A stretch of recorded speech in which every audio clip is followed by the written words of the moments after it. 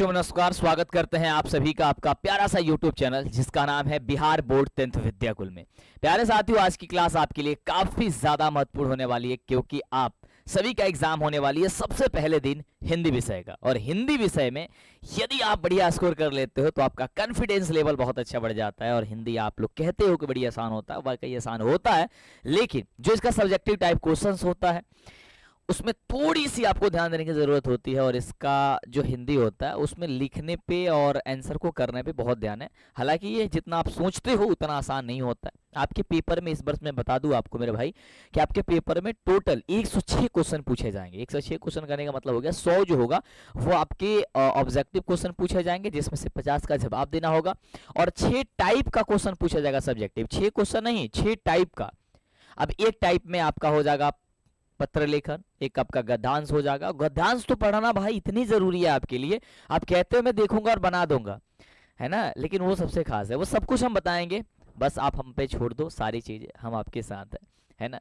और इसी तरीके से बहुत सारी चीजें आपको पूछा जाता, आप सबको पता है। अब समय आ चुका है अपने आप को बेहतर बनाने का। तो प्लीज मैं चाहता हूं कि आपके इस सेशन को प्लीज आप अपने साथियों में, अपने दोस्तों में शेयर कर दो।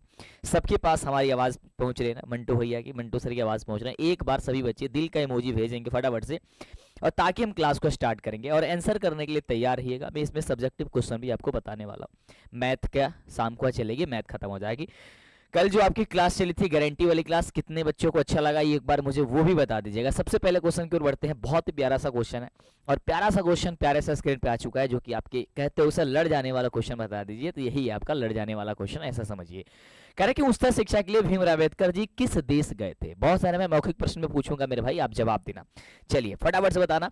तो आप कहोगे सर उच्चतर शिक्षा के लिए जो हमारे बाबा साहब भीमराव अम्बेडकर जी थे वो गए थे, अमेरिका गए हुए थे। कहाँ गए थे मेरे बच्चे? अमेरिका गए हुए थे। अगर मैं आपसे पूछूं कि भीमराव अम्बेडकर जो है ना कौन से जो है आपके चैप्टर का, वो चैप्टर का नाम यानी कि वो कौन सा चैप्टर है जिन्होंने बाबा साहब भीमराव अम्बेडकर द्वारा लिया गया है, तो आप कहोगे सर सबसे पहला चैप्टर नाम है जिसका नाम है श्रम विभाजन और जाति प्रथा। मैं अगर बात करता हूं कि श्रम विभाजन जाति प्रथा आखिर में है क्या, तो आप क्या बता पाओगे? क्या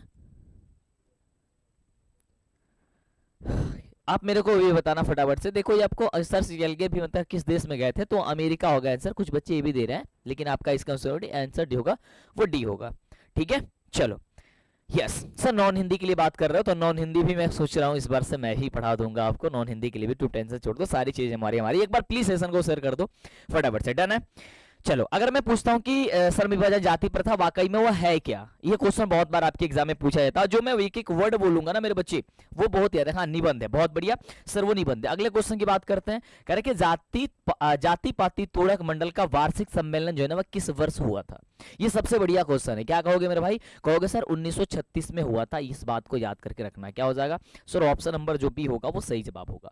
अगला कह रहे कि निम्न में से कौन पड़ोसियों के आवारागर्द छोकरों के साथ लट्टू नचा रहा था? जो लट्टू नचा रहा था वो कौन नचा रहा था? आप एक बार बताओगे मेरे को। एक बार सेशन को शेयर करो यार, सेशन को शेयर नहीं करो मजा नहीं यार। एक बार जल्दी से सेशन को शेयर कर दो, सभी बच्चों के साथ शेयर कर दो फटाफट से, है ना। तो आप कहोगे सर वो जो था वो मदन था, है ना। अगर मदन था तो ये मुझे ये बताओ, एक बात बताओ कि मदन ने किसका दांत तोड़ा था? एक बार बताओ, मदन ने किसका दांत तोड़ा था मेरे भाई? फटाफट से बताना आप लोग कि मदन ने किसका दांत तोड़ा था। मदन ने किसका दांत तोड़ा था? जल्दी से मेरे भाई बात करें, जल्दी से बताओ फटाफट से, क्या हो जाएगा? सर कहोगे कि मदन ने जो था वह कासू का दांत तोड़ता था। कासू यानी कि जिसे खोखा कहा जाता था। अच्छा, इस चैप्टर को मैं बात करता हूं। अच्छा ये बताओ कि सोन सेन साहब, कासू और ये जो है मदन, 21 चैप्टर की कहानी आपको देखने को मिल रही है। ये किस चैप्टर की है? तो आप कहोगे सर 20 के दांत की। क्या कहोगे सर? 20 के दांत की। मैं बात करता हूं 20 के दांत की कहानी के लेखक कौन है, एक बार मुझे बताना। 20 के दांत कहानी के लेखक कौन है? दांत के लेखक कौन है? जल्दी मेरे को, क्या आपको पता है लेखक कौन है? एक एक बात जो मैं आपको बताऊंगा वो एक एक बात बहुत ही ज्यादा खास होगा आपके लिए। जल्दी बताना मेरे बच्चे फटाफट से। तो आप कहोगे सर नलिन बिलोचन शर्मा जी। क्या हो जाएगा सर? नलिन बिलोचन शर्मा जी हो जाएगा। डन है, याद कर रखना। ठीक है, अच्छा मैं बात करता हूँ सेन साहब की कितनी लड़कियां थी। ये बात बहुत बार पूछा था कि सेन साहब की कितनी लड़कियां थी। सेन साहब की लड़कियां कितनी थी?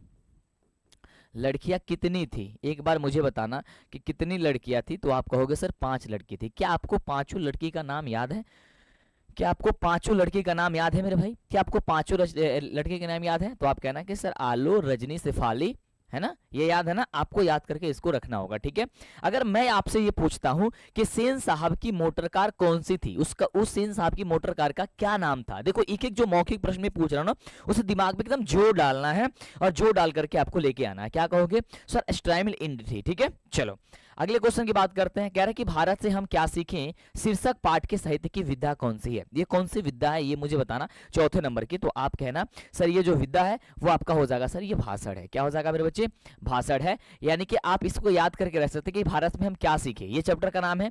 और इसको लिखे लेखक कौन है? सबसे पहले तो ये बताओ किसके लेखक कौन है? भारत से हम क्या सीखे के लेखक कौन है?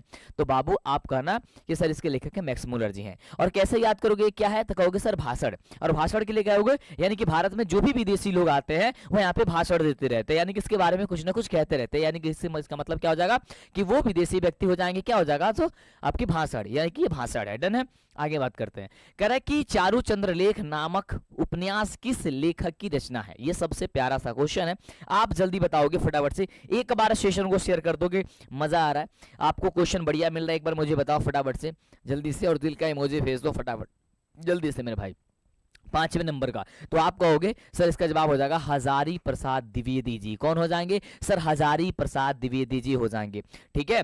चलो आगे बात करते हैं। अगला क्वेश्चन कह रहा है कि लेखक गुणाकर मूल्य की शिक्षा की भाषा क्या थी? बहुत बढ़िया क्वेश्चन कह रहा है, बहुत ही बढ़िया क्वेश्चन कह रहा है, फटाफट से बताना मेरे को। तो आप कहोगे सर ये हो जाएगा मराठी भाषा हो जाएगी। क्या हो जाएगा मेरे बच्चे? सर मराठी हो जाएगी, यानी ऑप्शन नंबर हो जाएगा मेरे बच्चे बी नंबर से। एकदम फटाफट से जवाब दो, बहुत बढ़िया। आलो, रजनी, शेफाली, आरती, बहुत बढ़िया। अगले क्वेश्चन की बात करते हैं सर। कह रहे कि हमारे पड़ोसी देश नेपाल की नेपाली व नेवारी भाषाएं किस लिपि में लिखी जाती है? एक बार जल्दी से फटाफट से कमेंट करो, ऐसा समझो कि आप एग्जाम हॉल में बैठे हो जवाब देते रहो। सर कहोगे देवनागरी लिपि। कौन सी लिपि होगी मेरे बच्चे? जल्दी बोलो बोलो फटाफट से। कहोगे सर देवनागरी लिपि होगी।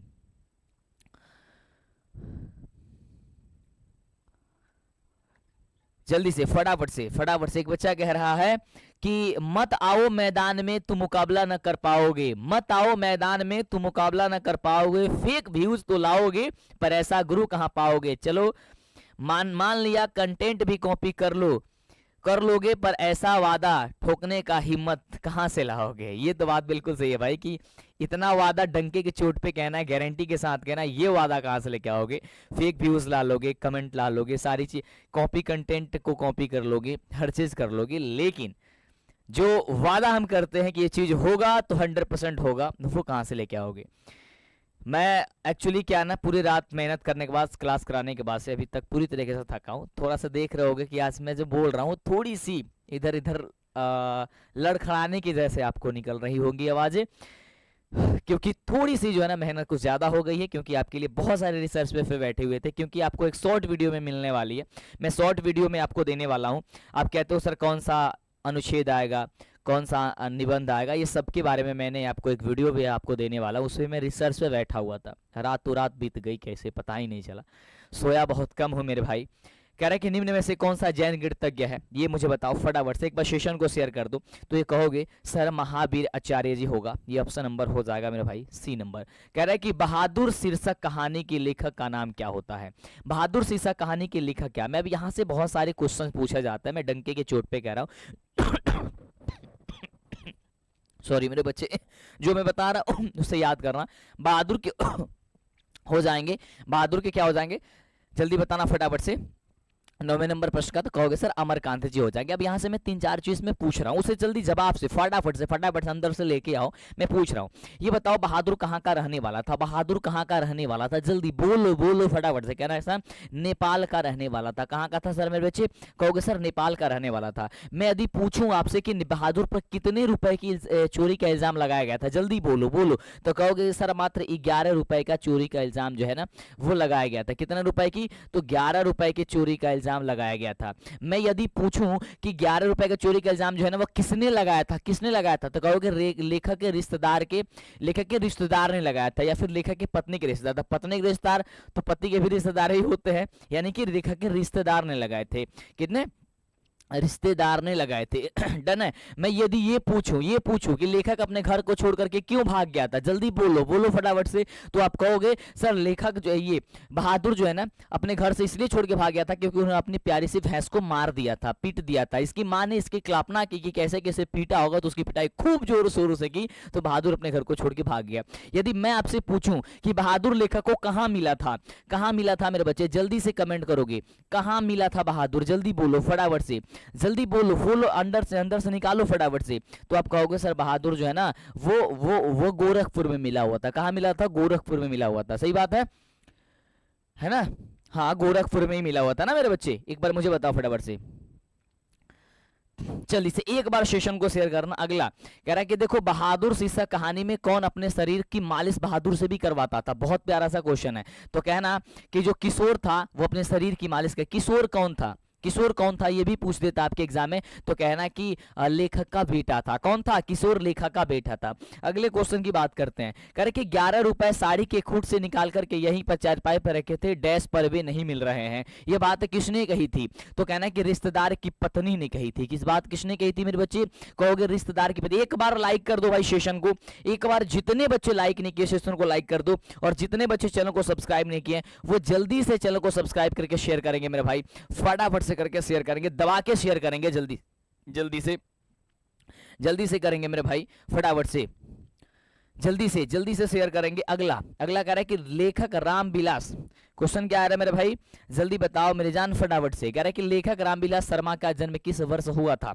12 नंबर प्रश्न का जवाब आप कहोगे सर इसका जवाब हो जाएगा 1912 ईस्वी। कब हो जाएगा मेरे बच्चे, कहोगे सर 1912 ईस्वी, ऑप्शन नंबर सी। अगले क्वेश्चन की बात करते हैं। कह रहे कि जो साहित्य दूसरों की नकल करके लिखा जाए वह अधम कोटि का होता है, और जो संस्कृत असमर्थता का सूचक होता है। यह पंक्ति किस शीर्षक पाठ से ली गई है, ये कौना पाठ से बाबू लिखल गई बा, एक बार जल्दी से पता बता रहा नहीं पता तो फटाफट से हम बता देते हैं, याद कर लो एक बार जल्दी से सेशन का तो शेयर कर दो फटाफट से जल्दी से। कितने बच्चे आज शाम को आने वाले हैं भाई, मैथ की पूरी टेंशन आज खत्म हो जाने वाली है ना, पूरी टेंशन खत्म हो जाने वाली है। लॉन्ग क्वेश्चन भी आपकी पूरी चीजें वो हमको करा देने वाले हैं, तो आप टेंशन मत लें, परंपरा का मूल्यांकन हो जाएगा। अगला कह रहे कि कितने वर्ष की उम्र में बिरजू महाराज को संगीत नाटक अकादमी अवार्ड मिला था। मेरे बच्चे बताएंगे कितने वर्ष के थे जब उन्हें संगीत नाटक अकादमी अवार्ड मिला था, जल्दी से बताएंगे। तो आप कहोगे सर वो 27 साल की उम्र में थे तब उन्हें मिला था। कितने वर्ष के, तो 27 वर्ष की उम्र में उनको मिला था।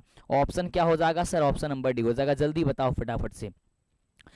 अगला कह रहे कि बिरजू महाराज कानपुर कितने साल रहे थे। बिरजू जो महाराज है वह कानपुर कितने साल रहे थे, तो आप कहना सर 2 से 2.5 साल रहे थे। कितने साल रहे थे मेरे बच्चे, कहोगे सर 2 से 2.5 साल रहे। आवेन्यू शीर्षक पाठ में फ्रेंच शासकों ने किन की गतिविधियों पर नजर रखने के लिए किला बनवाया था, तो आप कहना सर पोप की गतिविधियों को रोकने, पोप की गतिविधियों को, यानी पोप की। ऑप्शन क्या हो जाएगा सर, ऑप्शन हो जाएगा सी नंबर आपका बिल्कुल ही सही जवाब हो जाएगा। ठीक है, इनके बच्चा कह रहा है चंद सांसें बची है आखिरी दीदार से, चंद सांसें बची है आखिरी दीदार दे, दो झूठा ही सही मगर एक बार प्यार दे, दो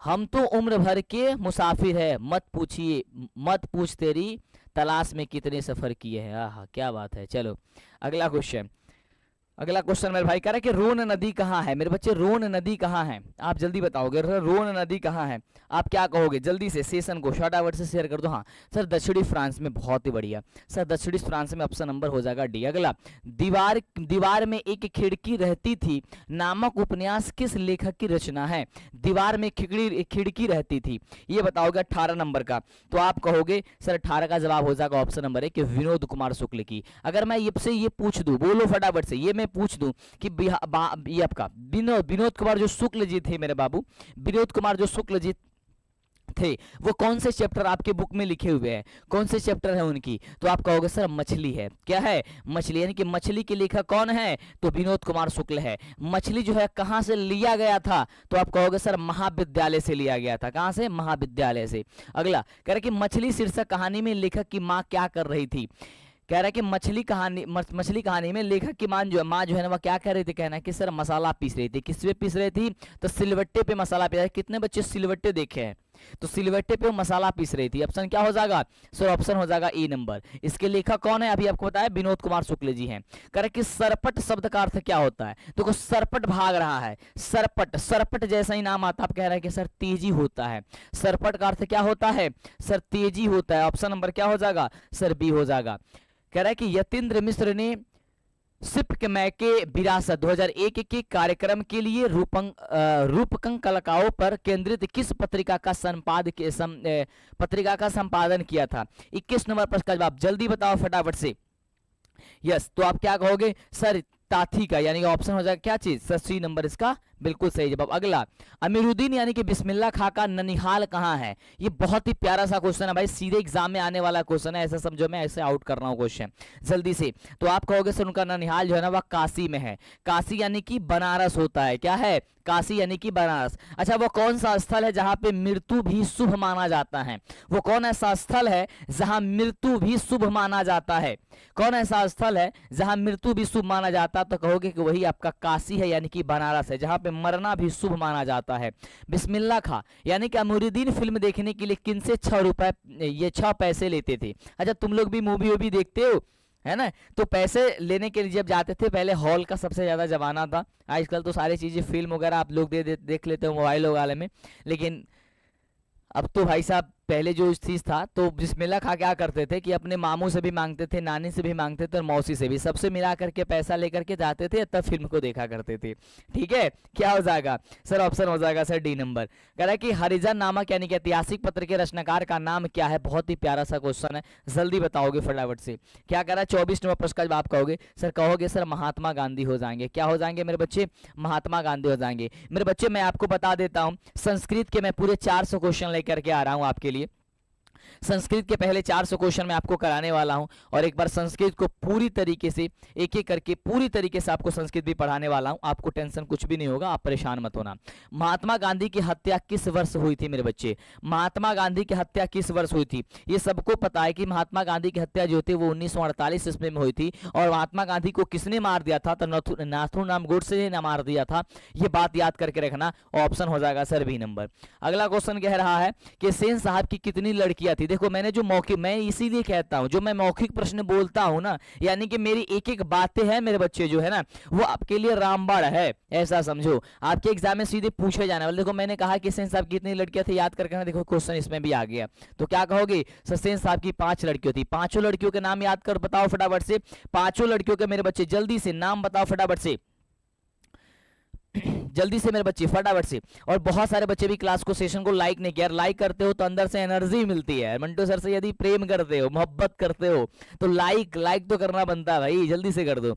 27 नंबर, दक्षिण भारत के पांड्य प्रदेश से किस राजा के पालियम ताम्रपत्र मिले थे। ये बहुत ही सुंदर सा क्वेश्चन है, बीच से क्वेश्चन को सबसे ज्यादा उठाया जा रहा है, और मैं आपको वही बताता हूं जो आपके एग्जाम में होता है ना। इसलिए तो लोग मुझे ये कहते हैं कि भाई मंटू सर का जो है ना वो बोर्ड ऑफिस में संपर्क है ना। अरे भाई ऐसी कोई बात नहीं है, मेरी बोर्ड ऑफिस में संपर्क नहीं है, ये सारी रिसर्च है कि मैं दिन रात एक में लगा रहता हूं। जैसे कि रातों की मेहनत जो है ना हमें साकार होती है। मैं जो चीजें लेकर के आता हूं, आप लोगों ने मैथ के कंटेंट देखा होगा, और मुझे ऐसा नहीं लग रहा होगा कि तुम लोग अगर प्रैक्टिस किए होगे तो तुमसे एक भी क्वेश्चन उससे छूटेगा। क्या ऐसा है, छूटेगा क्वेश्चन? नहीं छूटेगा मेरे भाई, ये हमारी गारंटी है। तुम यदि वो सारी चीजों को यदि देख लिए, तुम यदि सारी चीजों को बहुत ही बेहतर तरीके से देख लिए, तो मुझे ऐसा नहीं लगता है कि तुम्हें सारी चीजें वो क्वेश्चन को छूटेगा। कह रहे कि बेतमार दानपत्र किस वर्ष का है। यदि गारंटी, यदि लड़ाने की बात किया जाता है, क्वेश्चन आउट करने की बात, क्वेश्चन आउट ही आप कहते हो, मैं आपके शब्द में आउट ही कहता हूं उसे, आउट कहता हूं। आप कहते हो सर आउट कर दीजिए, तो मैं आउट ही करता हूं आपके लिए, है ना। ये मेरा ही दिया हुआ टैगलाइन है, अब इसको दूसरा कोई फिर से इस्तेमाल करना लगे तो उसका बात ही अलग है। कह रहे कि बेतमा दानपत्र किस वर्ष का है, तो आप बताओगे सर, कहोगे सर ए नंबर ऑप्शन हो जाएगा सर 10-20 हो जाएगा, यानी कि 1020 ईस्वी का हुआ था। क्या हो जाएगा सर, 10 से 20 ईस्वी का हो जाएगा। ये पूरे बिहार बोर्ड की गारंटी की बात करते हैं कि हर सब्जेक्ट में आपको पता होनी चाहिए कि यदि सबसे ज्यादा टच करता है क्वेश्चन तो हमारे मेहनत से करता है, वो चीजें मैं आपको परोसता हूं। और मैं कई दिनों से कह रहा हूं कि मैं अब जो चीज लेके आ रहा हूं वो सबसे ज्यादा खास है भाई, उस पर बहुत ध्यान दे देना आप लोग। कह रहा है कि थ का उच्चारण स्थान क्या है, थ का उच्चारण स्थान, देखो उच्चारण स्थान से एक क्वेश्चन तुम्हारे एग्जाम में 100% रहेगा। मैंने लो ये लिख दिया, ये लिख दिया यानी कि मैं आउट कर दिया, ऐसे समझ लो कि उच्चारण स्थान से जरूर एक क्वेश्चन आएगा। थ का उच्चारण स्थान क्या होता है? थ का उच्चारण स्थान मेरे बच्चे क्या होता है? आप कहोगे सर थ का दंत होता है। थ का क्या होता है? दंत होता है। आपको इस संस्कृत में एक श्लोक के माध्यम से भी याद कर सकते हो, अकुह विसर्जनिया नाम कंठा, है ना, यानी कि कंठ से बोलने वाले जो शब्द होते हैं वो अ आ होते हैं और क वर्ग होते हैं, यानी कि क ख ग घ जो होते हैं वो कंठ से होते हैं। इसी तरीके से आपका यह श्लोक होता है और श्लोक के माध्यम से सारी चीजें हम आपको रटा देंगे, तुम टेंशन मत लो। कह रहा है कि व्यंजन वर्णों की कितनी श्रेणियां है? व्यंजन वर्णों की कितनी श्रेणियां है मेरे बच्चे, क्या बता पाओगे? जल्दी से बता पाओगे? मैं आज आपको गेस करने वाला भी क्वेश्चन, आज आपको मैं वो भी बताने वाला हूँ, 400 क्वेश्चन वो भी मैं आपको कराने वाला हूँ, है ना। व्यंजन वर्णों की कितनी श्रेणियां है ये बताओ मुझे को। तो आप कहोगे सर व्यंजन वर्णों की 3 श्रेणियां होती है। सही बात है, ऑप्शन हो जाएगा सर सी नंबर। जिस स्वर के उच्चारण में तिगुना समय लगता है, जब किसी स्वर का उच्चारण किया जाते हैं, जब करते हैं मेरे बच्चे, तो उसमें तिगुना समय जब लगता है तो उसे कहते हैं प्लुप स्वर कहते हैं, यानी कि ऑप्शन हो जाएगा सर डी नंबर आपका सही जवाब। कह रहे कि हिंदी में अनुनासिक वर्णों की संख्या कितनी है? हिंदी में अनुनासिक वर्णों की जो संख्या है वो कितनी है? तो आप कहोगे सर अनुनासिक वर्णों की संख्या सर 5 होती है। ऑप्शन क्या हो जाएगा सर सी नंबर। स्वर संधि के कितने भेद होते हैं?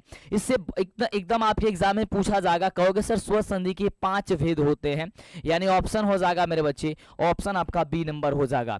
कह रहे कि दुष्कर शब्द का संधि विच्छेद क्या होगा? आपके एग्जाम में 100% गारंटी है कि संधि विच्छेद वाला क्वेश्चन आपके एग्जाम में 101% गारंटी है कि पूछा जाएगा। संधि विच्छेद वाला मेरे बच्चे आपके एग्जाम में क्वेश्चन को 101% गारंटी है कि पूछा जाएगा। तो आप क्या कहोगे सर दुहधन कर होता है, यानी कि दुष्कर होता है।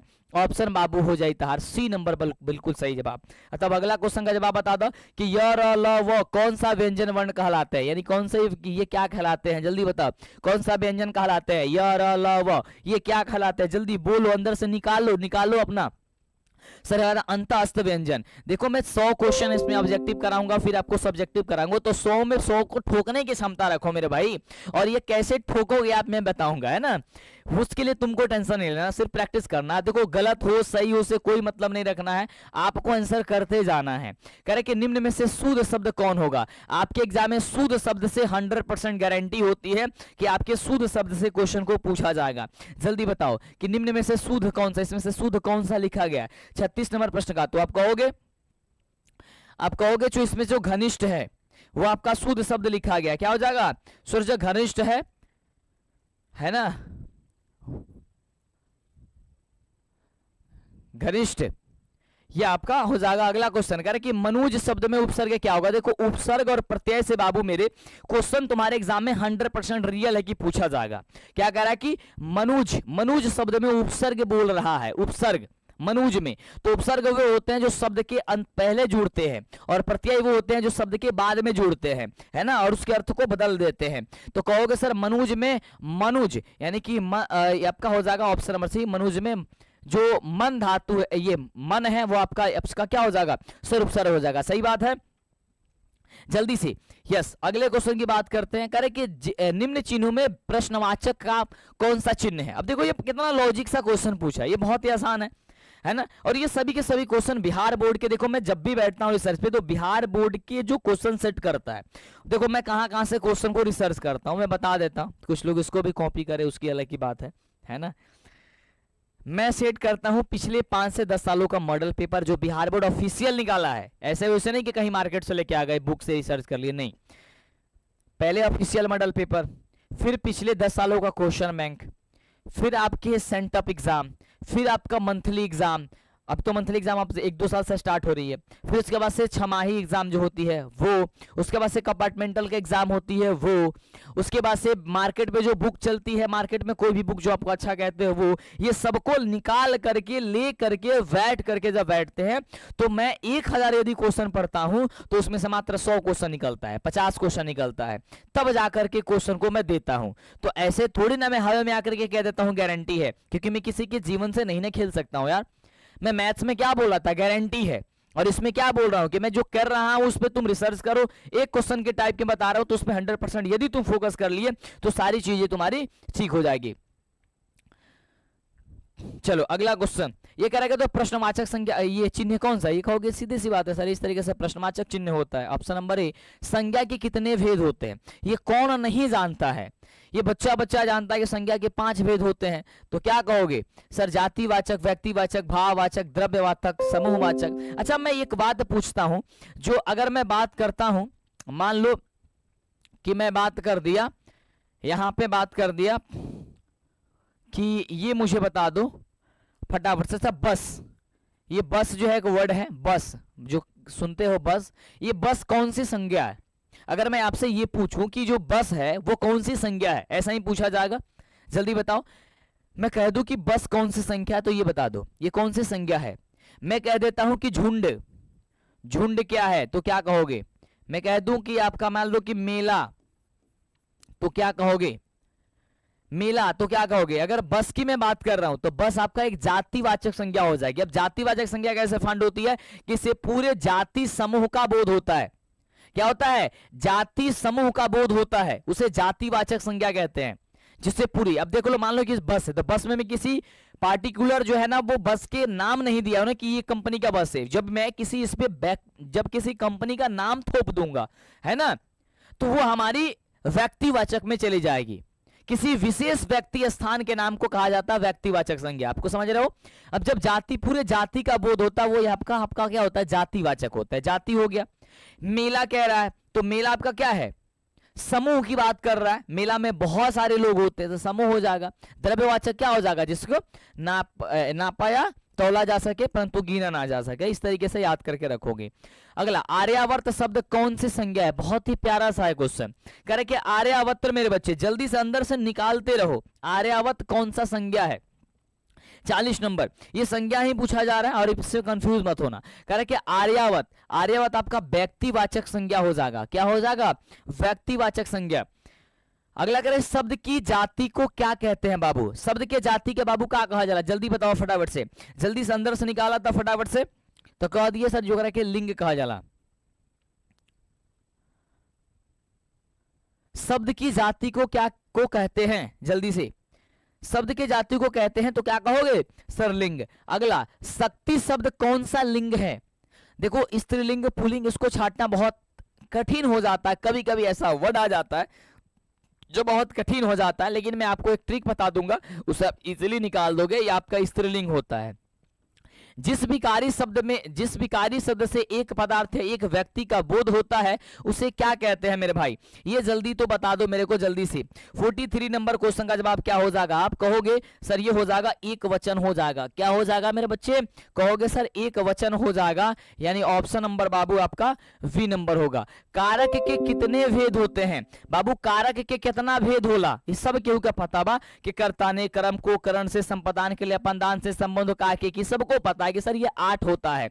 ये बाबू एकदम दिमाग में बैठा के रखिए, ऑप्शन हो जाए बी नंबर। अगला, को के लिए किस कारक का विभक्ति है, को अभी बताए थे कर्ता ने कर्म को करण से, ये बताए थे ना अभी आपको जो बोले, मैंने एक ही बात कहा कि मैं इस समय जो वर्ड बोलूंगा वो कहीं ना कहीं बहुत ज्यादा कारीगर साबित होगा। तो क्या हो जाएगा, को के लिए जो होता है वो संप्रदान कारक होता है। शिकारी ने बाघ मारा, किस कारक का उदाहरण है, शिकारी ने बाघ को मारा है, ध्यान से सुनना, लॉजिक लगाना। शिकारी ने बाघ को मारा है, शिकारी ने यानी कि कर्ता ने, यानी कि कर्ता ने किया है, क्या किया है, शिकारी ने ही मारा है बाघ को, यानी कि हो जाएगा कर्ता कारक। वह जो न करे सो थोड़ा, किस सर्वनाम का उदाहरण है। इसमें थोड़ा एक शब्द आ रहा है, इसी से ही अंदाजा लगा लोगे एक ही वर्ड से। बताओ तो क्या कहोगे सर, कह रहा है कि वह जो न करे सो थोड़ा किस सर्वनाम का उदाहरण है। इसमें क्या आ रहा है कि सर जो आ रहा है, तो क्या हो जाएगा, संबंधवाचक सर्वनाम हो जाएगा। क्या हो जाएगा मेरे बच्चे, संबंधवाचक। बाबू अगला क्वेश्चन कहता है कि ऐसा आदमी किस विशेषण के उदाहरण है। ये बहुत ही प्यार से क्वेश्चन दिया बा, जल्दी से बताओ, ऐसा आदमी, जल्दी से बताओ फटाफट से, कहोगे कि सर सर्वनामिक विशेषण हो जाए। एकदम एक एक पॉइंट को याद करते रह जाओ। कह रहे कि धार्मिक शब्द में प्रत्यय क्या है बाबू, धार्मिक शब्द में प्रत्यय, अब देखा प्रत्यय वो होला जो शब्द के अंतिम में लागेला। देखा हिंदी के जो प्रत्यय बना और हिंदी के उपसर्ग सबसे इजी होता है। धार्मिक क्या होगा, धार्मिक, इक इक इक आ रहा है तो इसलिए बाबू हो जाएगा इक प्रत्यय। एकदम लॉजिक से बता, लेकिन कभी भी एक बात याद रखना, ये कोई नहीं बताता है, क्योंकि आधा अधूरा ज्ञान क्या ना, एक शब्द होता है कि अधगर गगली छलकत जाओ, ई कहानी सुनला बड़ा स्टेटमेंट। तो वह हाल बा, बहुत लोग आपको हिंदी वाला व्याकरण संस्कृत में पढ़ा देता है, संस्कृत वाला कहता है कि हिंदी में, भाई दोनों का दोनों अलग होता है, समझ रहे हो। चलो अगला क्वेश्चन कह रहे कि जिन क्रियाओं से इस बात का बोध हो कि कर्ता स्वयं कार्य न करके किसी दूसरे को करने के लिए प्रेरित करता है, उसे कौन क्रिया कहते हैं। ध्यान से सुनना, क्वेश्चन क्या है, जिन क्रिया से इस बात का बोध हो, जो क्वेश्चन समझ में नहीं है कम से कम 2-3 बार जरूर पढ़ना, तब जाके सारी चीजें क्लियर हो जाएगा। कह रहे कि जिन क्रिया से इस बात का बोध हो कि कर्ता स्वयं नहीं कर रहा है, मैं स्वयं नहीं कर रहा हूं, लेकिन न करके किसी दूसरे को कार्य करने को प्रेरित करता, कहता है कि तुम यू कर सकते हो, यानी कि किसी को मोटिवेट कर रहा है, ऐसे समझो, उसे कहते हैं प्रेरणार्थक क्रिया कहते हैं, यानी किसी दूसरे को प्रेरणा दे रहा है, तो क्या हो जाएगा, प्रेरणार्थक क्रिया हो जाएगा। जितने बच्चे चैनल को सब्सक्राइब नहीं किए, सबसे बड़ी गलती कर रहे हो मेरे भाई। यदि आपको सारी चीजें मैं फ्री में दे रहा हूं, दिन रात तुम्हारे लिए लगा हुआ हूं, तो मेरे बच्चे सिर्फ मेरा यही इच्छा है कि आप सभी मेरे बच्चे, आप सभी चैनल को सब्सक्राइब कर लिया करो, एक गुरु दक्षिणा के रूप में कर लिया करो, सेशन को लाइक कर दिया करो, बस इतना ही आपसे हम चाहते हैं।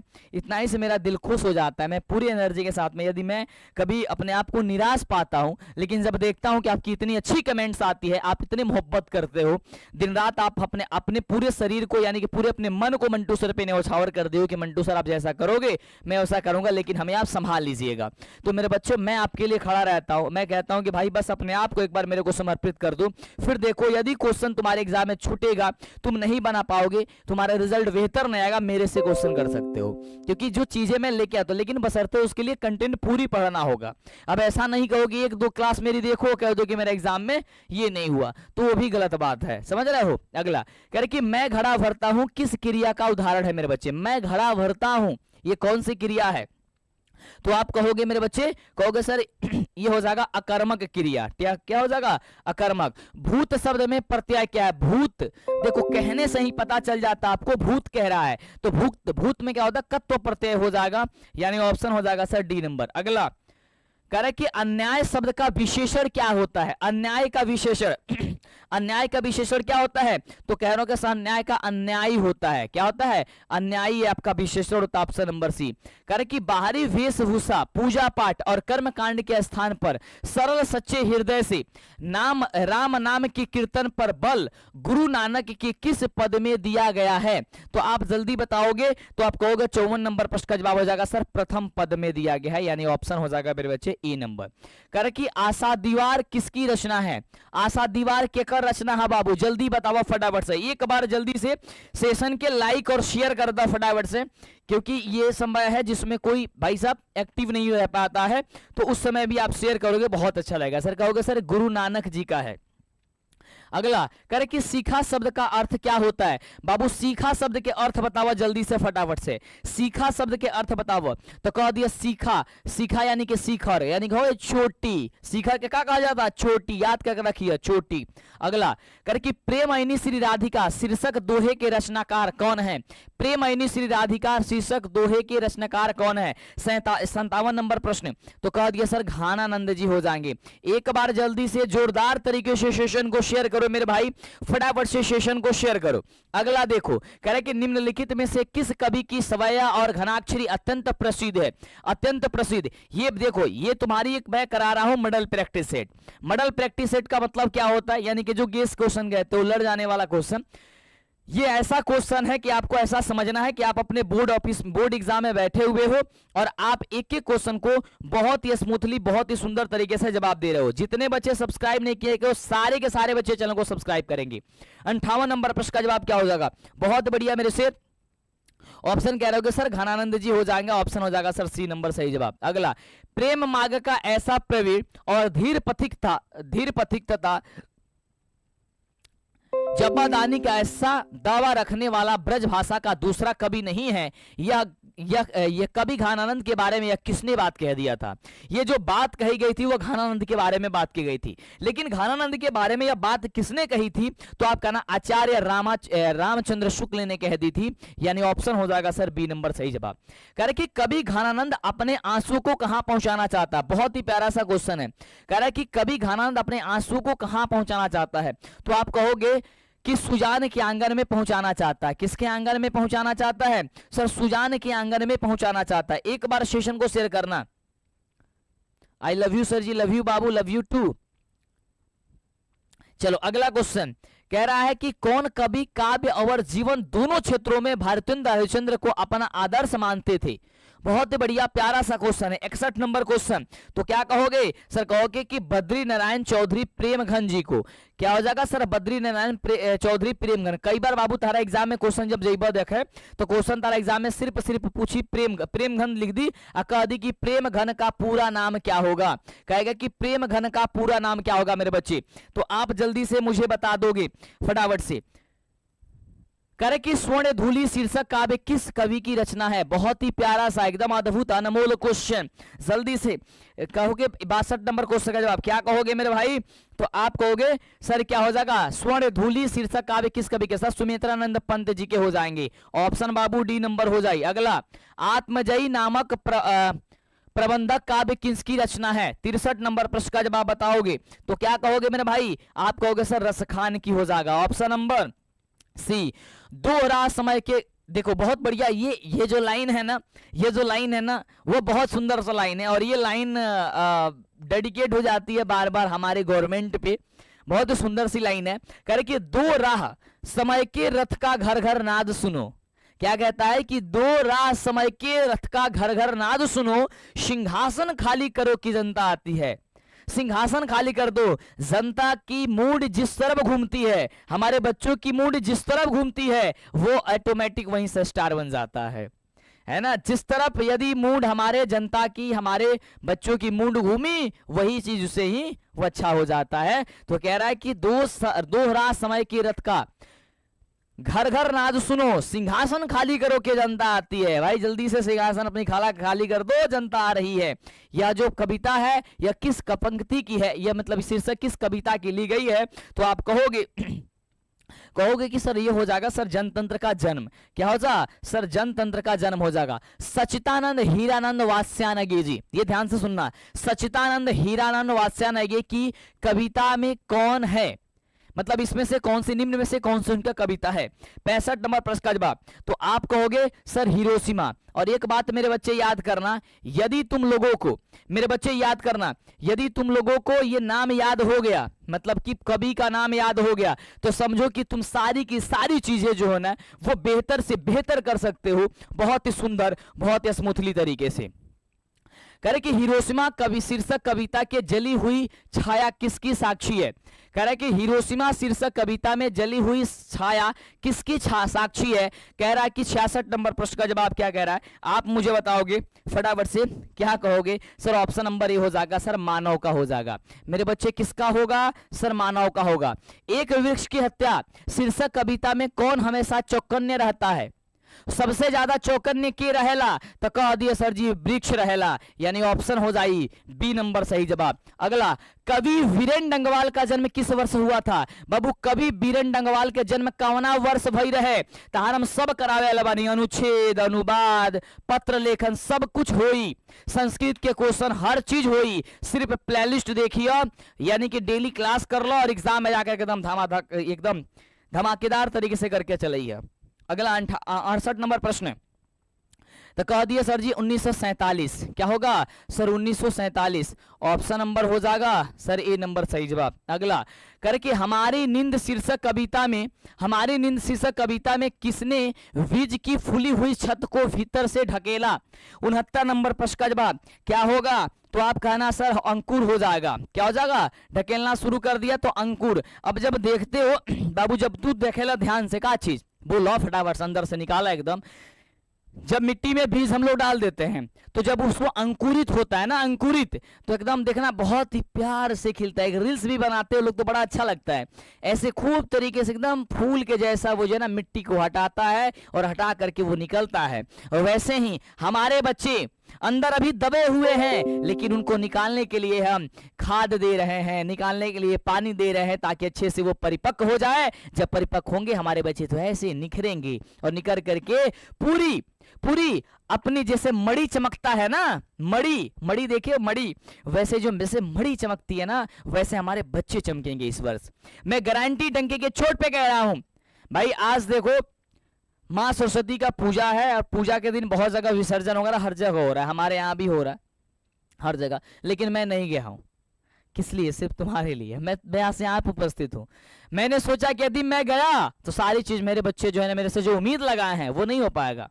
इस समय एक एक मिनट की जो है ना वो बहुत ही अहमियत है, और एक एक मिनट की जो अहमियत है वो आपको, हमें दोनों लोगों को समझना चाहिए। और एक बार यदि एकजुट हो गए, इस हाथ को तुमने अगर मजबूत कर दिया, तो मैं दावे के साथ कह रहा हूं।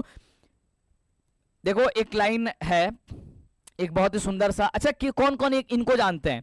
मैं बहुत उनसे आदर्श मानता हूं, बहुत अच्छा मानता हूं उनकी जो स्टेटमेंट होती है। बाकी भविष्य में क्या होगा क्या नहीं होगा। सर 57 नंबर गलत है। अच्छा हो सकता है भाई 57 नंबर गलत, तो एक बार सही कर लेना यार, एक गलत हो सकता है, एक दो अगर मिस हो जाए, ऐसा तो नहीं है बट अगर हो सकता है। लेकिन अगर गेस पेपर देख करके तुम गलत मत कहना, है ना, क्योंकि गेस पेपर में ऑलरेडी कभी यार गैस होता है। जब तक आप बुक से वेरीफाई नहीं करना तब तक किसी को गलत कहना गलत होता है। चलो अच्छा, कौन कौन जानता है प्रशांत किशोर जी को? कौन कौन जानता है? उनकी बहुत अच्छी सी लाइन है। उन्होंने क्या किया था पता? वो क्या है? प्रशांत का जनसुराज है। जनसुराज के नाम सुनते हो तुम लोग? कह रहे कि किस काव्य संग्रह पर वीरेंद्र डंगवाल को साहित्य अकादमी पुरस्कार प्राप्त होता है? तब तक आंसर करो फटाफट से। 70 नंबर का। जनसुराज के बारे में कौन कौन जानता है? एक बार बताओ फटाफट से। जनसुराज के बारे में कभी सुने हो? ये दुष्चक्र में सृष्टा होता है, यानी ऑप्शन हो जाएगा सर डी नंबर। जनसुराज के बारे में कौन कौन सुना है? एक बार बोलो तो फटाफट से। कह रहे कि स्त्री तत्व का मानचित्र नामक आलोचना किसकी रचना है? किसकी रचना है? 71 नंबर प्रश्न। तो कहोगे सर अनामिका की रचना है। क्या हो जाएगा? सर अनामिका। किसने किसने जाना था? तुम सुने हो जनसुराज या प्रशांत किशोर के बारे में? तो पता है जनसुराज और प्रशांत किशोर आखिरकार वो है कौन? तो प्रशांत किशोर जी हैं गणितकार है, ये सॉरी गणितकार बोल रहे हैं, सॉरी माफ करना यार, रणनीतिकार है, ठीक है, रणनीतिकार है वो। और वो जो प्रशांत किशोर जी हैं बहुत अच्छी है वो उनकी जो सोच है, जो थॉट है, वो क्या करते थे पता है? जितने भी नेता लोग हैं जो बड़े बड़े ओहदे पे हैं, बहुत बड़े पोस्ट पे हैं, जैसे हमारे प्रधानमंत्री नरेंद्र मोदी जी हो गए, माननीय नीतीश कुमार जी हो गए, इंदिरा गांधी बोल रहे, ये हो गए, क्या नाम है, जैसे कि ममता बनर्जी हो गई, ठीक है, ऐसे ऐसे जो लोग हैं उनको ये सजेशन दिया करते थे कि आपको यहाँ जाना है, ये करना है, यही वर्ड बोलना है, यही चीजें करना, इस तरीके से, ताकि सारी चीजों को वो कर सके, यानी कि उन्हें जिता सके। जिताने के लिए पूरी अहम भूमिका उनकी रहती थी। लेकिन उन्होंने क्या हुआ क्या बहुत जगह से जो है ना उनका दाव उन पे लोग लगा खेलने, है ना, तो उन्होंने उन लोगों को सिखाना बंद कर दिया। प्रधानमंत्री का यदि प्रधानमंत्री बनाने में किसी का सबसे ज्यादा योगदान है नरेंद्र मोदी जी का प्रधानमंत्री बनने में, तो प्रशांत किशोर जी का हाथ था, है ना। यदि मुख्यमंत्री जी थे हमारे माननीय नीतीश कुमार चाचा जी, उनको मनाने में भी अहम भूमिका जो था, वो जिस पार्टी पे जिस जहां पे अपने हाथ रख देते थे, क्योंकि उनकी जो सोच थी वो बहुत तगड़ी है, वो चीजें हो जाती थी। लेकिन जब सब लोगों ने इनकी बातें या जो भी चीज हुई हो इन लोगों के बीच में, तो उन्होंने क्या कहा कि मैं जो उन लोगों को सिखाता था वो मैं क्यों नहीं बिहार के जनता को सिखाऊं। उन्होंने ये स्टेटमेंट दिया। तो मेरा भी कहना यह है कि मैं अगर दूसरे चीजों को मैं बताने से फायदा है, उससे अच्छा कि मैं अपने बच्चों को बताऊं कि तुम्हें ये चीजें करना, तुम ऐसे बेहतर हो जाओगे। करेक्ट क्या मित्रीय में अनामिका का जन्म कहां, जन्म स्थान कहां है? 72 नंबर प्रश्न का जवाब करोगे जल्दी से, क्या हो जाएगा? सर कहोगे सर बिहार। कवित्री अनामिका का जो जन्म स्थान है वो बिहार है। लेखक श्रीनिवास को साहित्य अकादमी ने किस वर्ष पुरस्कृत किया था? 73 नंबर प्रश्न का जवाब क्या होगा? तो बाबू कह दिया कि सन 1966 ईस्वी। ऑप्शन नंबर का चीज? तो डी नंबर बिल्कुल सही जवाब। अगला देखो, कहता कि दही वाली मंगमा शीर्षक कहानी का अनुवाद किसने किया था? इस सबसे ज्यादा क्वेश्चन है, एक बार सेशन को शेयर करो फटाफट से, जल्दी से जल्दी बताना है कि दही वाली मंगमा शीर्षक कहानी का अनुवाद किसने कर दिया था? तो कहोगे, क्या कहोगे? बी आर नारायण ने किया था ना, बी आर नारायण ने, यानी ऑप्शन हो जाएगा बी नंबर। अब यहां से बहुत क्वेश्चन पूछा जाता है कि दही वाली मंगमा जो है ना उसके बेटे सॉरी इस तरीके से नहीं, क्वेश्चन ऐसा होता है कि दही वाली मंगमा के बहू का क्या नाम था? दही वाली मंगमा के बहू का नाम क्या था? तो आप मेरे बच्चे कहोगे सर नंजमा नाम था। क्या था? तो बहू के नाम क्या था? सर नंजमा नाम था। है ना, नाम क्या था, नंजमा था। बहू ने अपने बहू और सास में यानी कि मंगमा और नंजमा में विवाद का क्या कारण था, तो पोते को पिटाई को लेकर के विवाद हुआ था, यानी झगड़ा हुआ था।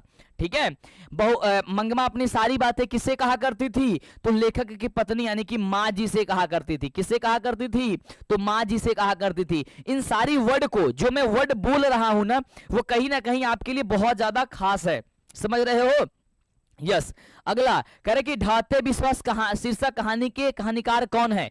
ढलते विश्वास याद करो, ये किसकी कहानी है, इसकी मुख्य पात्र कौन है, तो कहोगे इसकी मुख्य पात्र लक्ष्मी है। कौन है, इसकी मुख्य पात्र जो है ना वो लक्ष्मी है ना। इसके लेखक कौन है, तो ढलते विश्वास कहानी के लेखक कौन है मेरे बच्चे, कहोगे सात कोड़ी होता होगा। क्या होगा, सात कोड़ी होता जी। और आपका सबसे अच्छा यूनिक तरीका ये होता है कि जितने भी नाम है सबको याद करके रखो, यानी कि जितने भी चैप्टर के नाम है। अच्छा ये बताओ कि ईश्वर पेटलीकर किसके लेखक है हमारे बच्चे, क्या तुम बता पाओगे, जल्दी बताओ। देखो मेरे बच्चे फटाफट से बताओ, फटाफट से। ईश्वर पेटलीकर किसके हैं, किसके लेखक है, सामरदैया किसके लेखक है, तो सामरदैया कहोगे सर धरती कब तक घूमेगी। ईश्वर पेटलीकर क्या क्या है, नगर के लेखक कौन है, ईश्वर पेटलीकर है। समझ गए, ये याद करना। पिछले कई दिनों से लगातार बारिश होते देखकर लक्ष्मी को क्या लगने लगा था, तो लगने लगा था कि भाई अब इस साल भी बाढ़ आएगी, और बाढ़ आएगी तो सब फसल सब कुछ बर्बाद हो जाएगा, सब कुछ खत्म हो जाएगा। क्या हो जाएगा सर, इनको लगता था कि इस साल भी क्या आएगी, सर इस साल भी बाढ़ आएगी। जन्म से पागल और गूंगी कौन थी, जन्म से पागल और गूंगी कौन थी, तो कहोगे सर मंगू थी। कौन थी मेरे बच्चे, मंगू थी। अगर मैं ये पूछ दूं अंदर से निकालो, निकालो जल्दी से, मंगू की बड़ी बहन का नाम क्या था, मंगू के बड़ी बहन का नाम क्या था, तो क्या कहोगे, मंगू के बड़ी बहन का नाम था कम्मू था। क्या है सर, कम्मू था। मंगू के अलावा माँ की कितनी संतानें थी, ये अक्सर क्वेश्चन एग्जाम में रहता है, इस बार समझो कि छप गया है। मंगू के अलावा माँ की कितनी संतानें, तो मंगू के अलावा मेरे बच्चे माँ की 3 संतानें थी। मंगू के अलावा माँ की 3 संतानें, के अलावा माँ की कितनी संतानें, तो मंगू के अलावा माँ की 3 संतानें थी। अगला, मंगू के अलावा माँ को, देखो ये क्वेश्चन भी आ गया, मंगू के अलावा माँ की कितनी संतानें थी, कहोगे सर 3 संतानें थी।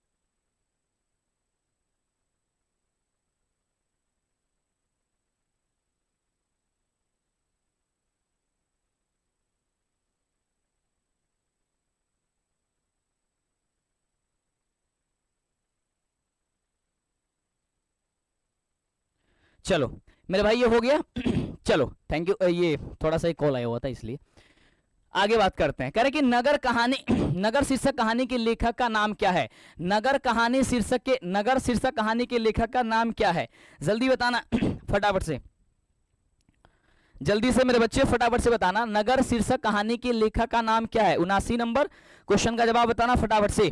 यस सर नगर कहानी, तो कहोगे सर नगर कहानी के सुजाता जी है। नगर के ईश्वर पेटलीकर के नगर बोल दिए थे क्या हम,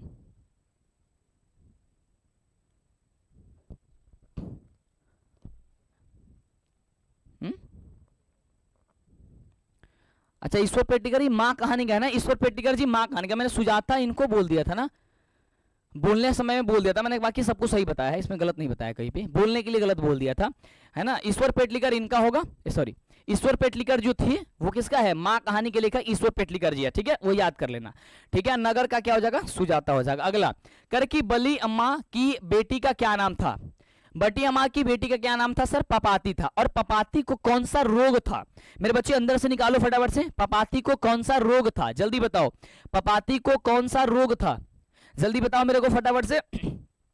तो कहोगे सर पपाती का जो रोग था वो आता मेनिंजाइटिस रोग। कौन सा रोग था, जल्दी बताओ, निकालो फटाफट से।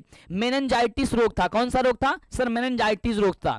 निम्न में से शुद्ध वाक्य कौन सा, देखो तुम्हारे एग्जाम में 100% मैं गारंटी लिख के दे रहा हूं कि तुम्हारे एग्जाम में क्वेश्चन कहेगा कि शुद्ध वाक्य पहचानने के लिए शुद्ध वाक्य के बारे में पूछेगा। मेरे बच्चे क्या कहेगा, शुद्ध वाक्य, इसमें से शुद्ध वाक्य क्या है, जल्दी से शुद्ध वाक्य क्या है, जल्दी से। तो क्या कहोगे कि इस चिट्ठी में जो भी कहा है झूठ है। इस चिट्ठी में जो भी कहा है क्या है, वो झूठ है। ऑप्शन नंबर सर डी होगा। अगला, दुख शब्द का पर्यायवाची क्या होता है। अब देखो पर्यायवाची से तुम्हारे एग्जाम में बहुत सारे क्वेश्चन पूछा जाता है। पर्यायवाची, पर्यायवाची से, पर्यायवाची का अर्थ सिर्फ इतना समझो कि एक ही जैसा दूसरी चीज को बता देना, मतलब कि एकदम मिलता जुलता वर्ड हो। जैसे कि दुख, दुख का क्या हो जाएगा सर, पीड़ा, और पीड़ा और दुख दोनों एक हो जाएगा, भाई पीड़ा हो रहा है मुझे, यानी कि दुख हो रहा है मुझे, है ना, समझ रहे हो। तो इस तरीके की वर्ड जब आती है मेरे भाई तो कहोगे ये इसकी पर्यायवाची हो जाएगी। अगला, आकाश शब्द का विलोम क्या है, तो आकाश का कहोगे सर आकाश का विलोम, विलोम का मतलब होला बाबू उल्टा, है ना, यानी कि आकाश के बाबू हो जाए पाताल।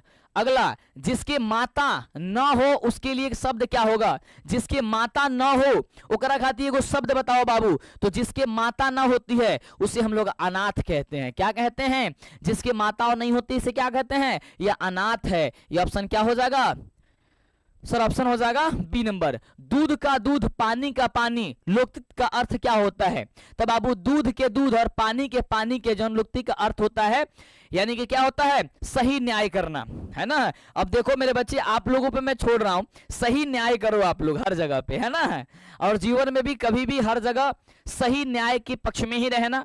हर जगह दूध के दूध, पानी के पानी कहना, जहां गलत हो रहा है सीना ठोक के खड़ा रहना, भले वहां पे जान भी निकल क्यों नहीं जाए, लेकिन वहां पे अपने आप को कभी कमजोर मत फील करना, ठीक है, ये हमेशा जीवन में याद रखना। करे कि सेना नायक शब्द में कौन सा समास है।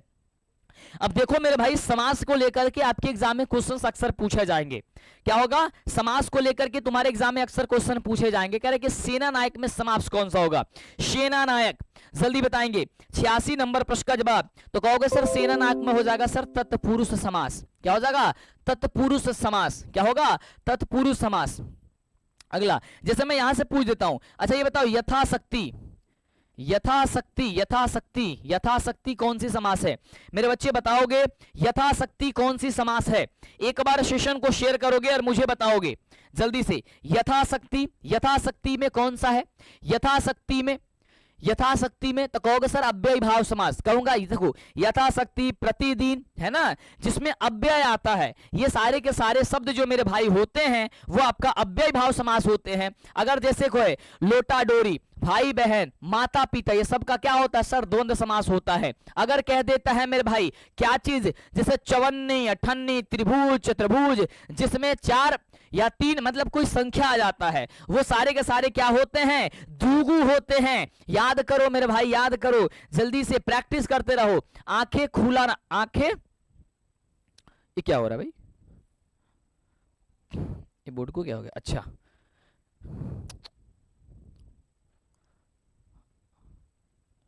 चलो, कह रहा है कि आंखें खुलना मुहावरे का क्या अर्थ होता है, आंखें खुलना मुहावरे का क्या अर्थ होता है।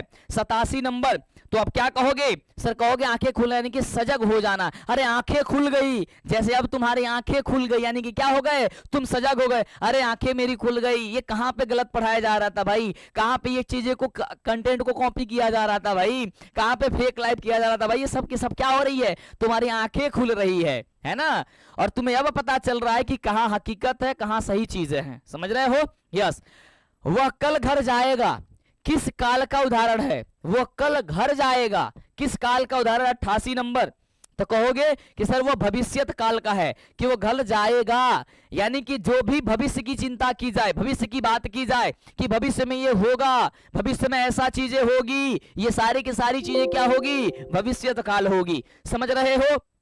अगला, पगड़ी शब्द क्या है, पगड़ी, पगड़ी, पगड़ी कहाँ बोध कइल जाला, याद कर, पगड़ी हो गई। इस शब्द के शब्द देशज शब्द है, ठीक बा, यानी कि हमनी के देश में प्रयोग कइल जाला, यानी कि जैसा वो शब्द जो हमारे देश में प्रयोग किया जाता है वो हमारी देशज शब्द होता है। ये सारी के सारी चीजें याद कर करना। बहुत सारे बच्चे ताली बजा रहे हैं भाई, क्या बात है, मजा आ रहा है, लग रहा है सेशन में एकदम अच्छे तरीके से। सारी चीजों को बस माइंड फ्री रखो, एग्जाम में जब तुम बैठोगे एकदम तहलका मचा दोगे, तुम लोग तहलका मचा दोगे, गारंटी है। अगला कह रहे कि पर्वत शब्द का विशेषण क्या होगा।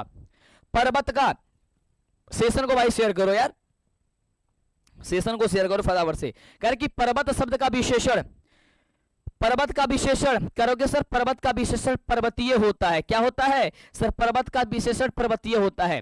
पुत्रवान शब्द का स्त्रीलिंग रूप क्या है, पुत्रवान शब्द का स्त्रीलिंग, बाबू पुत्रवान शब्द के स्त्रीलिंग जल्दी बताओ फटाफट से। 91 नंबर प्रश्न का जवाब तो कहोगे सर पुत्रवान का हो जाएगा सर पुत्रवती। अभी आपको सब्जेक्टिव भी भाई बताने वाले हैं, क्लास में एकदम कंटिन्यू बने रहो। अच्छा 6 बजे शाम को कौन आने वाले हैं सर जी, गर्दा गर्दा आप उड़ा देते हैं। अच्छा तुम लोग को यही इच्छा थी ना कि मंटू सर ज्यादा से ज्यादा क्लासेस आप सारी सब्जेक्ट को लेकर के आइए, है ना, क्योंकि जो आप कहते हैं जो आप बताते हैं वो 100% एग्जाम में होता है। मैंने अब इसको परख लिया है, हम लोगों ने क्वेश्चन बैंक को देख लिया, तो सारी चीजें को लेकर के मैं ज्यादा से ज्यादा क्लासेस आपके बीच में आऊंगा, तुम टेंशन मत लो। कह रहे कि उल्लास शब्द का संधि विच्छेद क्या होता है। उल्लास का होता है उत धन लास। क्या होता है, उल्लास का होता है उत धन लास होता है, जो कि ऑप्शन नंबर सी में दिया गया है। अगला कर कि रात को पहरा देने वाला कौन पदबंध है। रात को पहरा देने वाला 93 नंबर क्वेश्चन, तो कहोगे कि संज्ञा पदबंध हो जाएगा मेरे बच्चे, क्या होगा संज्ञा पदबंध। कर कि परिश्रमी छात्र अवश्य सफल होंगे, किस वाक्य का उदाहरण है। परिश्रमी छात्र अवश्य सफल होंगे, यह किस, परिश्रमी छात्र अवश्य सफल होंगे किस वाक्य का उदाहरण है। 94 नंबर प्रश्न का जवाब होगा तो ये ऑप्शन हो जाएगा सर बी नंबर, कि सरल वाक्य हो जाएगा। क्या हो जाएगा सर, सरल वाक्य। कांटा शब्द का विशेषण क्या होगा सर, कांटा शब्द का विशेषण क्या होगा, तो कहोगे सर कांटा का होता है कटीला। क्या होता है सर, कांटा का कटीला होता है। एक बार सेशन को प्लीज शेयर करना। करे कि सजावट शब्द में कौन सा प्रत्यय होगा। सजावट शब्द में प्रत्यय क्या है, एक बार जितने बच्चे चैनल को सब्सक्राइब नहीं किए हैं वो जल्दी से कर देना।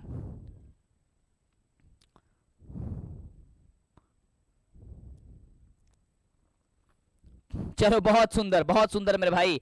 चलो अगला क्वेश्चन कह रहा है कि सजावट शब्द में प्रत्यय, देखो सजावट, आवट, आवट आ रहा है तो आवट आपका प्रत्यय हो जाएगा, ऑप्शन नंबर सी। सुसंगति शब्द का विलोम क्या होगा। सुसंगति शब्द का विलोम, सुसंगति शब्द का विलोम तो आप सभी जानते हो सर, सुसंगति का कुसंगति हो जाएगा मेरे भाई। क्या होगा सर, सुसंगति का कुसंगति हो जाएगा। महात्मा शब्द कौन सा समास है, महात्मा शब्द कौन सी समास है। 98 नंबर प्रश्न, तो कहोगे सर महात्मा जो होगा वो हम लोग का कर्मधारय समास हो जाएगा। क्या हो जाएगा मेरे बच्चे, कर्मधारय समास होगा। उद्गम शब्द का संधि विच्छेद क्या होगा। उद्गम शब्द का संधि विच्छेद क्या होगा। सो उद्गम शब्द का संधि विच्छेद होता उत धन गम होता है। क्या होता है सर, उत धन गम होता है, उद्गम होता है। भ का उच्चारण स्थान क्या होता है, भ का उच्चारण स्थान क्या होता है, तो कहोगे सर भ, भ बोलने से भी पता चलता भ, दोनों का दोनों होठ सट जा रहे हैं, समझ रहे हो, तो ये हो जाएगा सर आपका ओष्ठ। लेकिन कई बार आपको बोल के चेक नहीं करना है ना, क्योंकि सबकी जो जुबान होती है बोलने वाली वो अलग अलग तरीके से होती है ना, यानी कि सबका वाट कभी कभी कुछ सट जाता, तो सटने से मत रखना ज्यादातर, हालांकि होता वैसे ही है, लेकिन एक्चुअली आपको सारी चीजों को बेहतर आपको समझना होगा, ठीक है। चलो तो ये 100 में 100 कितने क्वेश्चन किए भाई तुम लोगों ने। अब सब्जेक्टिव की ओर बढ़ रहे हैं जल्दी से मेरे बच्चे, अब सब्जेक्टिव की ओर बढ़ेंगे हम लोग, अब सब्जेक्टिव की ओर हम लोग बढ़ेंगे। ये कितनी चीजें किसको किसको पता हो गई, किसको किसको सारी चीजें क्लियर हो गई, एक बार जल्दी से मेरे को कमेंट करके बताना कि ये किसको किसको सारी चीजें क्लियर हो चुकी है, जल्दी से।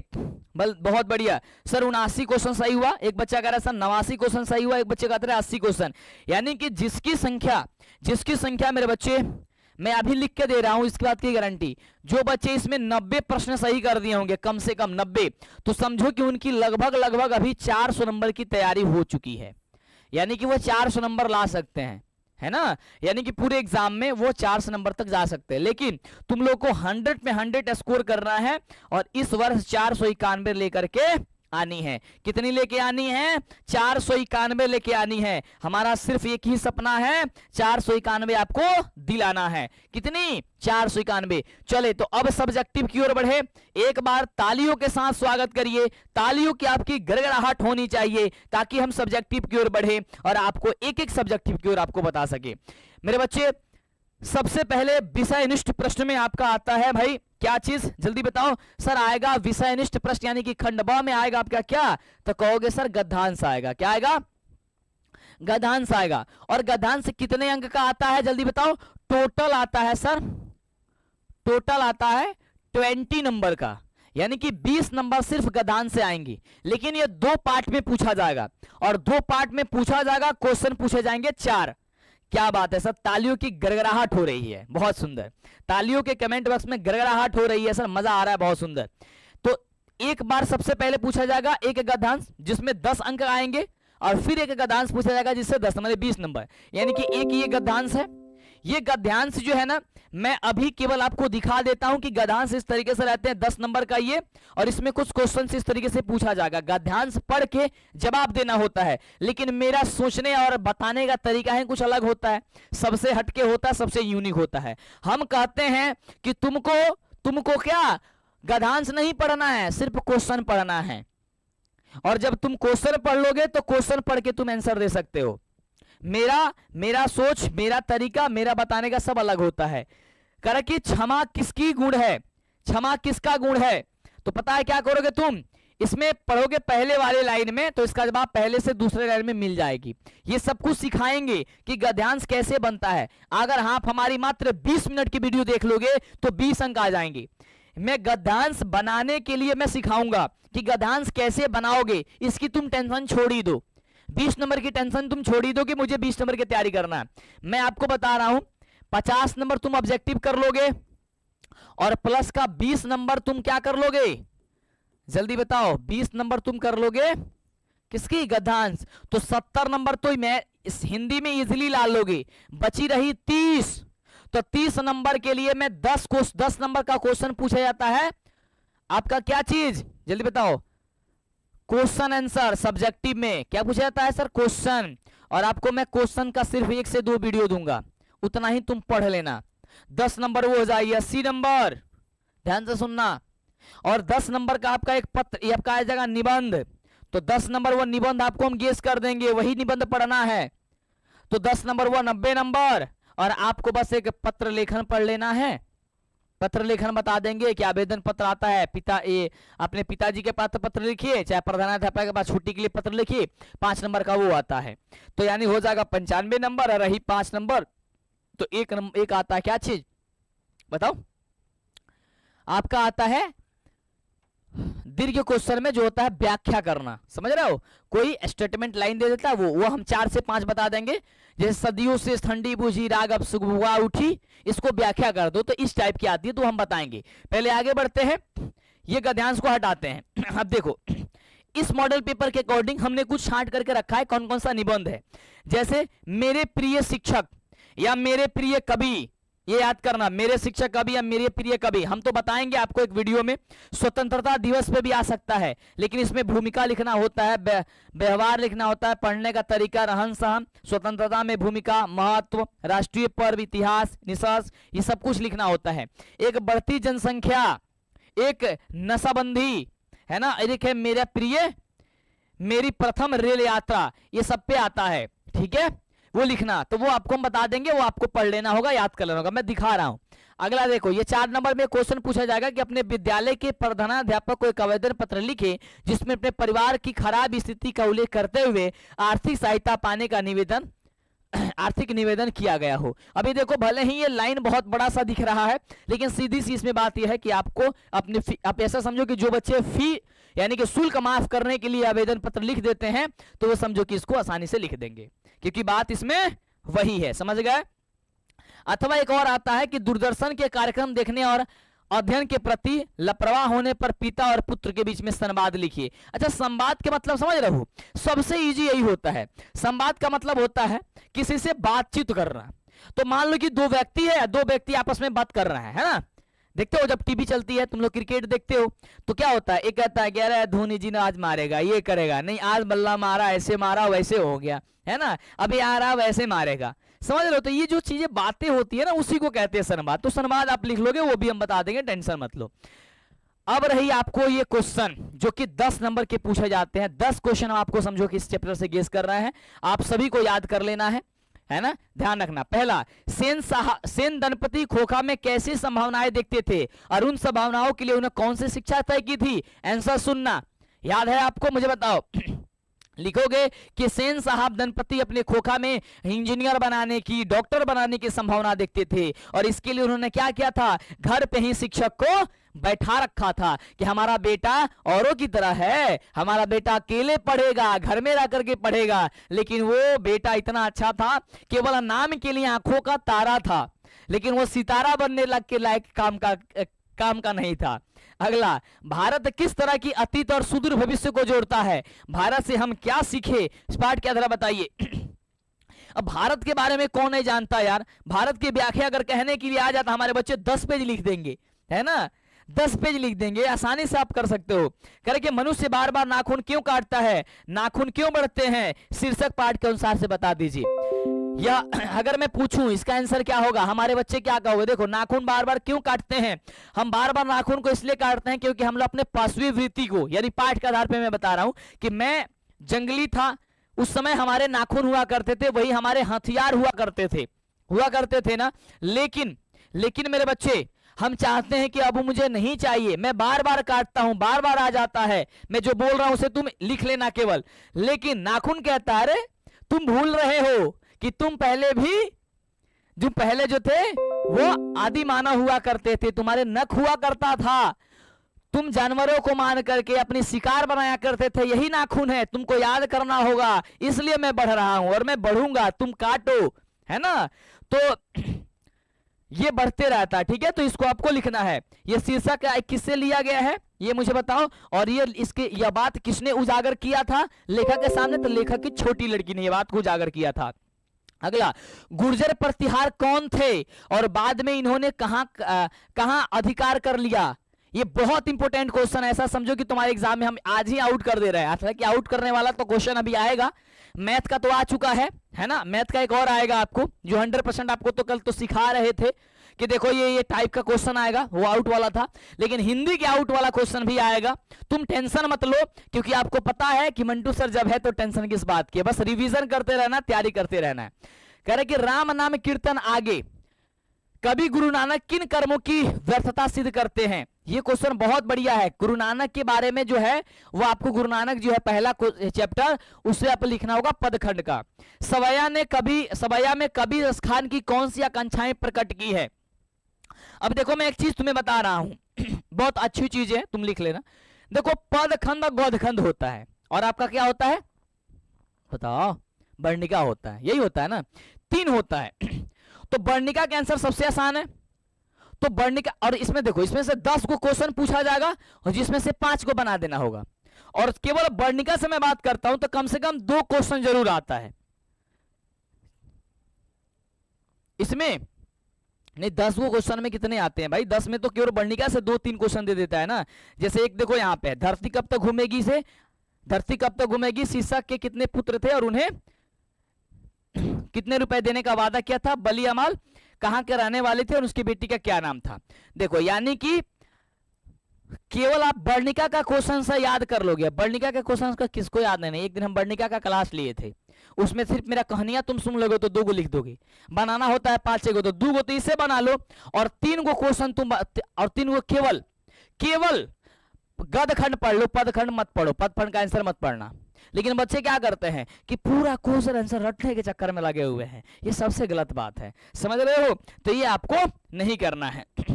एक आएगा कि निम्नलिखित में से किसी एक विषय पर क्या कर दीजिए, एक प्रश्न का उत्तर दीजिए। सीमा लगभग 100 शब्दों में व्याख्या करना है। और पास से देख परछाई दिखती है, क्या कह रहा है? और पास से देख परछाई दिखती है इसकी व्याख्या करना है, या फिर यहाँ एक तय दूसरों आके नहीं इसकी व्याख्या करना है। और व्याख्या करने के लिए मैं आपको गेस करा दूंगा तो ये चीजें आपको मिल जाएंगी। मैंने आपको क्या बताया, सब्जेक्टिव क्वेश्चन के लिए परेशान नहीं होना है। सब्जेक्टिव क्वेश्चन के लिए आपको वर्णिका का पूरा चैप्टर का याद कर लेना है, वो तो सबको याद होगा।